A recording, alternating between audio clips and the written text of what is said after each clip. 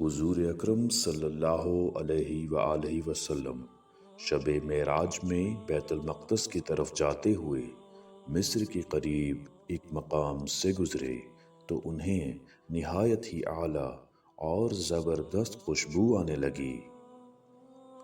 آپ صلی اللہ علیہ وآلہ وسلم نے حضرت جبرائیل علیہ السلام سے پوچھا کہ یہ خوشبو کیسی ہے؟ جواب ملا، فرعون کی بیٹی کی باندی مشاطہ اور اس کی اولاد کی قبر سے آ رہی ہے۔ پھر حضرت جبرائیل علیہ السلام نے اس کا قصہ بیان کیا۔ مشاطہ فرعون کی بیٹی کی خادمہ تھی اور وہ خفیہ طور پر اسلام لا چکی تھی۔ ایک دن فرعون کی لڑکی کو کنگھی کرتے ہوئے اس کے ہاتھ سے اتفاقاً کنگھی گر پڑی۔ وہ اٹھانے لگی تو اس کی زبان سے بے ساختہ بسم اللہ نکل گیا۔ اس پر شہزادی نے کہا کہ تو نے آج عجیب کلمہ بولا، رب تو میرے باپ فرعون ہی ہیں، تو پھر تم نے یہ کس کا نام لیا ہے؟ اس نے جواب دیا، فرعون رب نہیں بلکہ رب وہ اللہ ہے جو مجھے اور تجھے اور خود فرعون کو روزی دیتا ہے۔ شہزادی نے کہا، اچھا تو میرے باپ کے سوا کسی اور کو اپنا رب مانتی ہے؟ اس نے جواب دیا، ہاں ہاں، میرا، تیرا اور تیرے باپ سب کا رب اللہ تعالیٰ ہی ہے۔ شہزادی نے اپنے باپ سے کہلوایا، وہ سخت غضبناک ہوا اور اسی وقت اسے برسر دربار بلوا بھیجا اور کہا گیا کہ تو میرے سوا کسی اور کو اپنا رب مانتی ہے؟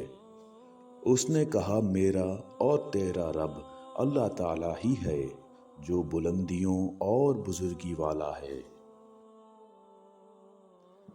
فرعون نے اسی وقت حکم دیا کہ تانبے کی جو گائے بنی ہوئی ہے اس کو خوب تپایا جائے، اور جب بالکل آگ جیسی ہو جائے تو اس کے بچوں کو ایک ایک کر کے اس میں ڈال دیا جائے، آخر میں خود اسے بھی اسی میں ڈال دیا جائے۔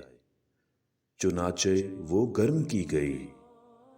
جب آگ جیسی ہو گئی تو حکم دیا کہ اس کے بچوں کو ایک ایک کر کے اس میں ڈالنا شروع کرو۔ جس پر مشاطہ نے کہا، بادشاہ ایک درخواست میری منظور کر، وہ یہ کہ میری اور میرے ان بچوں کی ہڈیاں ایک ہی جگہ پر ڈال دینا۔ اس نے کہا، اچھا تیرے کچھ حقوق ہمارے ذمے ہیں اس لیے یہ منظور ہے۔ اس کی دونوں بچیاں اس کی آنکھوں کے سامنے اس میں ڈال دیے گئے اور وہ فوراً جل کر راکھ ہو گئیں۔ پھر سب سے چھوٹے کی باری آئی جو ماں کی چھاتی سے لگا ہوا دودھ پی رہا تھا۔ فرعون کے سپاہیوں نے اسے گھسیٹنا شروع کیا تو اس نیک بندی کی آنکھوں تلے اندھیرا چھا گیا۔ اللہ تعالیٰ نے بچے کو اسی وقت زبان دے دی اور اس نے با آواز بلند کہا، اماں جان افسوس نہ کر، اماں جان ذرا بھی پس و پیش نہ کرو، حق پر جان دینا ہی سب سے بڑی نیکی ہے۔ چنانچہ انہیں صبر آ گیا، اس بچے کو بھی آگ میں ڈال دیا گیا اور آخر میں ان کی ماں کو بھی اسی آگ میں جلا کر مار دیا۔ یہ خوشبو کی مہکیں اسی کے جنتی محل سے آ رہی ہیں۔ سبحان اللہ۔ اللہ تعالی ہمیں بھی ہر امتحان میں ثابت قدمی اور سچائی پر ڈٹے رہنے کی توفیق عطا فرمائے۔